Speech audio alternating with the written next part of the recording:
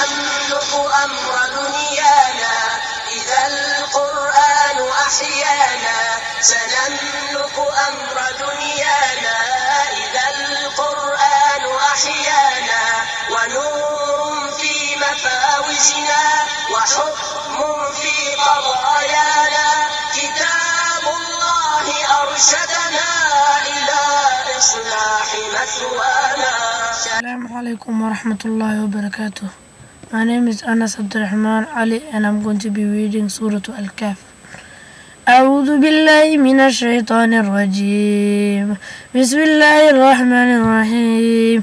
الحمد لله الذي أنزل على عبده الكتاب ولم يجعل له عوجا قيما لينذر بأسا شديدا من لدنه ويبشر المؤمنين الذين يعملون الصالحات أن لهم أجرا حسنا ماكثين فيه أبدا وينذر الذين قالوا اتخذ الله ولدا ما لهم به من علم ولا لآبائهم. كبرت كلمة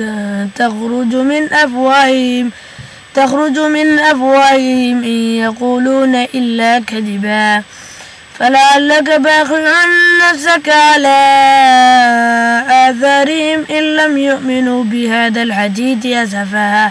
إنا جعلنا ما على الأرض زينة لها لنبلوهم أيهم أحسن عملا وإنا لجاعلون ما عليها صعيدا جرزا.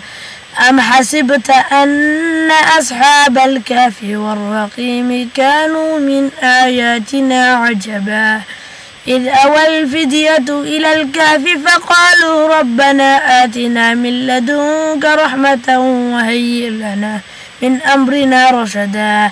فضربنا على آذانهم في الكهف سنين عددا ثم بعثناهم لنعلم أي الحزبين أحصى لما لبثوا أمدا. إذا القرآن أحيانا. ونور في مفاوزنا وحكم في قضايانا. كتاب الله أرشدنا إلى إصلاح مثوانا.